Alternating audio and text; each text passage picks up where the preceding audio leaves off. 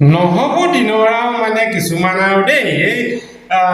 এই যে চিষ্টেমটো মানে হৈ গ'ল আৰু মোবাইলটো আগত লৈ আৰু বাছ খাৰা হৈ এফালতে যি মন যায় খালি কৈ যোৱা খালি কৈ যাব লাগে আৰু নমস্কাৰ ৰাইজ মই ইউনিভাৰ্চিটি ধৰ্মৰ সাদৰ সম্ভাষণ গ্ৰহণ কৰিব হেৰি এই মানুহজনক মই ফটককৈ মানে কি কয় ভিডিঅ' এটা পালোঁ কি কৈছে শুনি লওকচোন অকণমান দেখা হৈছে যোৱাকালি আম আদমি পাৰ্টি এখন সংবাদমেলত কমল কুমাৰ মেধি নামৰ এটা অলগত হয় ৩জন গগৈ নালাগে ১০০জন গগৈ লগ লাগিলেও একো কৰিব নোৱাৰে বুলি কৈ আহোমসকলক যি তুচ্ছ তাচ্ছিল্যসূচক মন্তব্য প্ৰকাশ কৰিছে ইয়াৰ আমি তীব্ৰ বিৰোধ কৰিছোঁ আৰু লগতে আম আদমি পাৰ্টিৰ ৰাজ্যিক যিসকল নেতৃত্ব আছে তেখেতসকললৈও আমি আহ্বান জনাইছোঁ যে যদি এই কমল কুমাৰ মেধি নামৰ এই অলগদ্ধজনৰ বক্তব্যই আম আদমি পাৰ্টিৰ বক্তব্য হয় তেতিয়াহ'লে উজনি অসমত কোনো কাৰণতে আম আদমি পাৰ্টিক ইয়াত কোনো ধৰণৰ তেওঁলোকৰ ৰাজনৈতিক কুচকাৱাজ বা সভা সমিতি অনুষ্ঠিত কৰিবলৈ দিয়া নহ'ব গম পালে নহয় তেওঁ 7 মিনিট দীঘল হৈছে বাৰু তেওঁ ভিডিঅ'টো একেখিনিকে কথা ঘটি পাকি সেইখিনি পোৱাইছেগৈ এতিয়া কথা হ'ল তেওঁ অভিযোগটো আনিছে সেই আম আদমি পাৰ্টিৰ এজন ডলাৰ বগৰা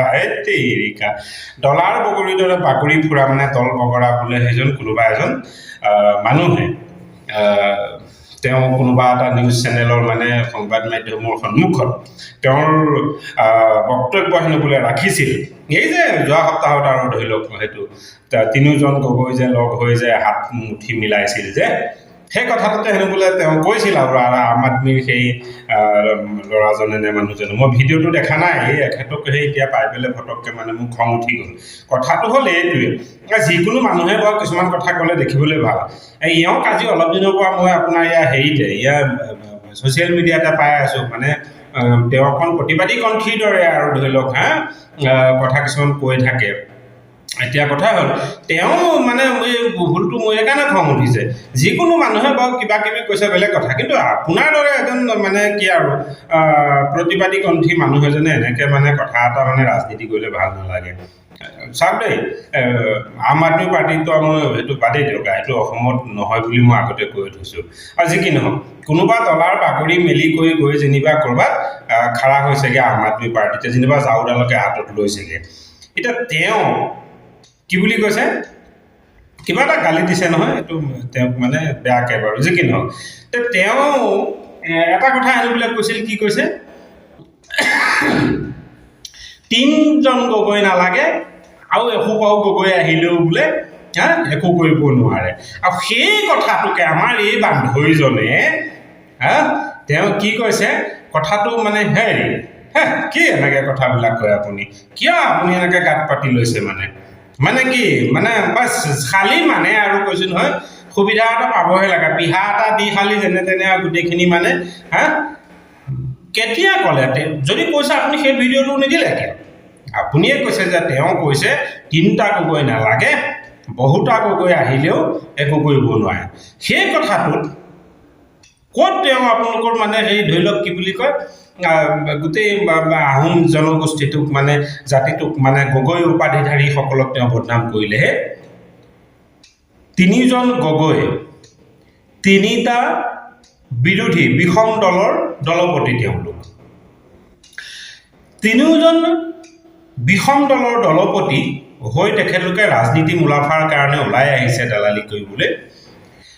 আৰু আজি বিজেপিক হৰুৱাবলৈ কাৰণে তেওঁলোক একগোট হোৱাৰ এটা মুখামুখি এটা হ'ল আৰু বাছ লিলিমাই হৈ গ'ল আৰু যি কি নহওক সেইটোকে ৰাজনীতি পথাৰত আৰু বিৰোধী হিচাপে আম আদমি পাৰ্টিৰ সেইজন মানুহে ক'লে আৰু যে ৩জন নালাগে আৰু বহুতজন আহিলেও একো কৰিব নোৱাৰে মানে তেওঁৰ কথা মতে আৰু আম আদমি পাৰ্টি মানে জিকিব আৰু মানে এই কথাটো কেনেকৈ বাৰু তেওঁ গোটেই জাতিটোক ধৰি গালি দিয়া হ'ল আপুনি যে কৈছে কি তেওঁ মাফ খুজিব লাগিব যদি তেওঁ মাফ নোখোজে তেতিয়াহ'লে যিহেতু তেওঁ আম আদমি পাৰ্টিৰ সদস্য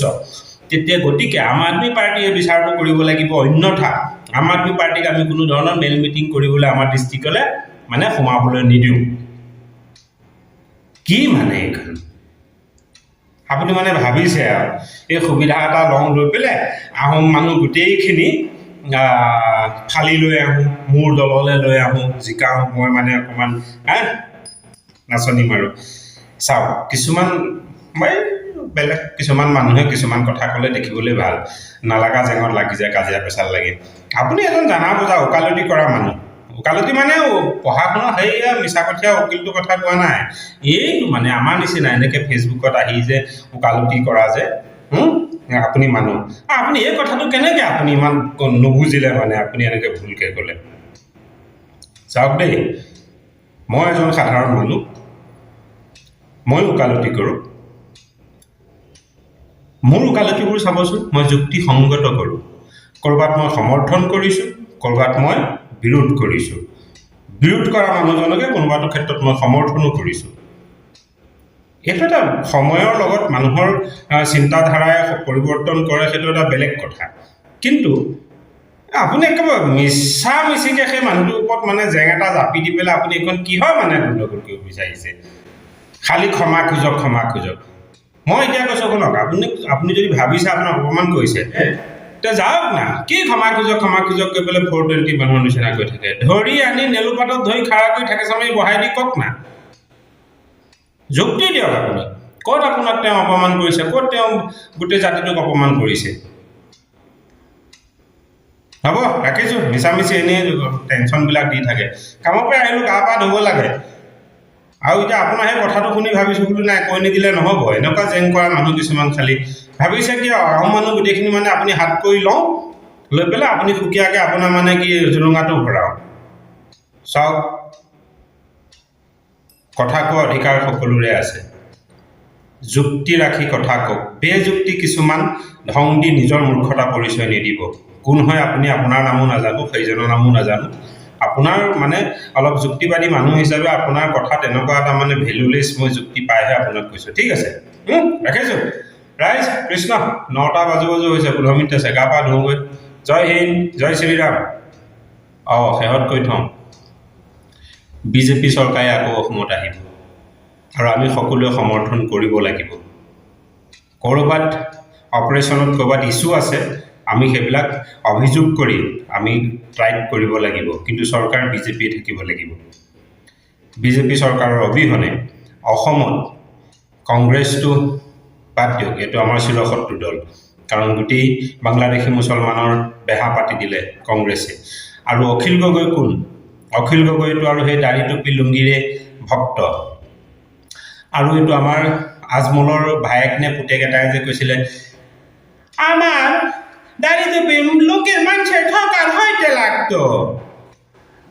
সেইসকলকতো আমি নিবিচাৰোঁ। আৰু এইজন আমাৰ অতিকৈ ঢকি যে ছাত্ৰ ইউনিয়নৰ পৰা যে ওলাই আহিছিল যে এইজন কি কৰিব? লাভ নাই, কাৰণ এইবিলাক চব একেই। আৰু ইলেকশ্যন এটা আহিব, নিজৰ অলপ ৱেট ৰাখি চলিব লাগে দেই। সেইকাৰণে কৈছোঁ, চাওক, অসমত সকলোতকৈ ডাঙৰ সমস্যা বানপানী সমস্যা, এইটো এটা নেচাৰেল, ঠিক আছে। কিন্তু জনবিস্ফোৰণ, বাংলাদেশী মুছলমানৰ যিটো এটা জনবিস্ফোৰণ ঘটিছে অসমত, অলপ চিৰিয়াছলি লওক। ইয়াৰ আগৰ কথাখিনি যদিও মই অকণমান কমেডিৰ মাধ্যমেৰে ক'লোঁ আপোনালোকক, এই কথাটো চিৰিয়াছলি লওক। আৰু এই যে এতিয়া সমষ্টি পুনৰ নিৰ্ধাৰণৰ যিটো এটা ব্যৱস্থা চলিছে, ইয়াত আপোনালোকে বিৰোধ কৰিছে। চাওক, এইটো বিৰোধ কৰিবলগীয়া একো নাই, কাৰণ মই কৈছোঁৱেই যে মোৰ XYZ যিটো সমষ্টি, কাইলৈ যদি MNOPQ আৰু কিবা এটা হয়, তাত ভাবিবলগীয়া একো নাই। ভৌগোলিকভাৱে মানে আমাৰ যিটো অসমত এটা অসমীয়াত্ববাদ, সনাতনী সভ্যতাৰ যিটো ৰক্ষাৰ যিটো ব্যৱস্থা, এই বান্ধোনটো একমাত্ৰ কেৱল বিজেপি চৰকাৰৰ হাতত আছে, আন কাৰো হাতত নাই। গতিকে বিজেপি চৰকাৰকে আমি জয়যুক্ত কৰিব লাগিব। ক'ৰবাত ভুল থাকেই, ভুলবোৰৰ কাৰণে আমি আপিল কৰিব লাগিব, ঠিক আছে। আমাৰ আমি সেইকাৰণে বিৰোধীসকল হওক কিংবা আমি ৰাইজসকলে কি কৰিবলৈ আছোঁ, আমি আমাৰ অপ'জবিলাক চৰকাৰক আগবঢ়াব লাগিব। কিন্তু এইটো নহয় যে ঠেং ভৰি এচাৰি আৰু সিহঁতক পেলাই থৈ মই আহোঁ, বাকী এইবিলাকক ভোট নিদিব, বেকাৰ। একমাত্ৰ বিজেপিক ৰাখক, কাৰণ সকলো সমস্যাতকৈ অসমত বিদেশী মূলৰ যিটো মুছলমানৰ সমস্যা ভয়াৱহতা এইটোৱে আমাক গোটেই জাতি ভাষা সংস্কৃতি সকলো শেষ কৰি দিব চ' কথাটো অলপ চিৰিয়াছলি লওক আৰু যে এইবিলাক মূল্যবৃদ্ধি কথা কৈ আছে মূল্যবৃদ্ধি নাই হোৱা ভিডিঅ'টো বেছি লম্বা হ'ব গতিকে নকওঁ ক'ত হৈছে হেই কংগ্ৰেছৰ দিনত গেছৰ বোলে 400 টকা আছিল তেতিয়া এজন সাধাৰণ মানুহৰ হাজিৰা কিমান আছিল এজন ফ'ৰ্থ গ্ৰেড চাকৰিয়ালৰ প্ৰাইভেট এজেঞ্চিৰ তেওঁৰ দৰমহা কিমান আছিল আৰু এতিয়া বিজেপি চৰকাৰৰ দিনত এজন ফ'ৰ্থ গ্ৰেড প্ৰাইভেট এজেঞ্চিৰ কৰ্মচাৰীৰ দৰমহা কিমান কথাটো লক্ষ্য কৰক এতিয়া এজন গাঁৱলীয়া হাজিৰাৰ মানুহৰ দাম কিমান তেলৰ যেনিবা 100 টকা হৈছে দাইলৰ 100 টকা মিঠাতেলৰ 200 টকা কিবা কিবা চাউলৰ 50 টকা হৈছে এজন মানুহে এদিন হাজিৰা কৰি মানে কি 400 টকা লাগে নেকি তেওঁক খাবলৈ ঘৰ পৰিয়াল চলাবলৈ 10-12 হাজাৰ টকা তেওঁ এজন যদি ৰেগুলাৰ শ্ৰমিক হয় 10-12 হাজাৰ টকা জেনেৰেলি এজন ফ'ৰ্থ গ্ৰেড ৱৰ্কাৰক মানে পেমেণ্ট দিয়া হয় তে 10-12 হাজাৰ টকা কি এখন সাধাৰণ ঘৰ গৃহস্থী চলিব নোৱাৰে নেকি আপোনাৰ কোৱালিটি মেইনটেইন কৰক তাৰপিছত আপুনি 1 লাখ টকা দৰমহা বিচাৰক আপুনি যি 10,000 টকা পাইছে 10,000 দি আপুনি মেইনটেইন কৰক না এটা পৰিয়াল খাওঁতে মাহটোত কিমান খৰচ হয় দুটা সাধাৰণ যদি ল'ৰা ছোৱালীও থাকে তে সিহঁতৰ খৰচ কিমান মিলাই কৰি 10-12 হাজাৰ টকা নালাগে নহয় অতি বেছি টিউচন চিউচন মিলাই কৰি অতি বেছি 6,000 মান টকাৰ ভিতৰতে মাহটো হৈ যায় তে আৰু দেখোন 5-6 হাজাৰ টকা বাচিয়ে যায়গৈ কথাটো বুজিছে নাই তেতিয়াহ'লে সমস্যাটো ক'ত চাওক তেতিয়া আছিল 200 টকা হাজিৰা গতিকে ক'ৰবাত দাম কম আছিলে চিলিণ্ডাৰৰ দাম 400 আছে এটা চিলিণ্ডাৰ দিলে কি একেদিনাই শেষ কৰে নেকি অতি কমে গাঁও অঞ্চলত 1.5-2 মাহ যায় তেতিয়াহ'লে আপত্তিটো ক'ত এতিয়া এটা হাজিৰাৰ দাম 400 টকা তে 12,000 টকা এটা গেছ চিলিণ্ডাৰ ল'লে এমাহৰ কাৰণে কিমান খৰচ হ'ল আপোনাৰ মুঠৰ ওপৰত হিচাপটো কৰি চাওক এনেই আৰু হুলস্থুল কৰি লাভ নাই ঠিক আছে জিকা দাম বাঢ়িছে বাকী দাম বাঢ়িছে পাহাই নিদিলেও ক'ব পানী দাম হৈছে ৰাস্তাত নি পেলাই গছকাই খোৱাবগৈ গৈ ছাগলীয়ে খুৱাব পেলাই দিবগৈ বাঢ়িলেও পায় বেয়া কমিলেও পাৰে গালি বৰ্তমান এতিয়া সকলো বাঢ়িছে গম পাইছেনে গতিকে সকলো এটা লেভেলত বাঢ়ি গৈছে চাব গ'লে একো অসুবিধা হোৱা নাই ঠিক আছে এনেই হুলস্থুল কৰি নাথাকিব যদি অসুবিধা আছে কিবা মোৰ বক্তব্যত ক'বচোন মই পৰৱৰ্তী ভিডিঅ'টো দিম অ'কে ৰাখিছোঁ এতিয়া কৃষ্ণ জয় গুৰু শংকৰ জয় হিন্দ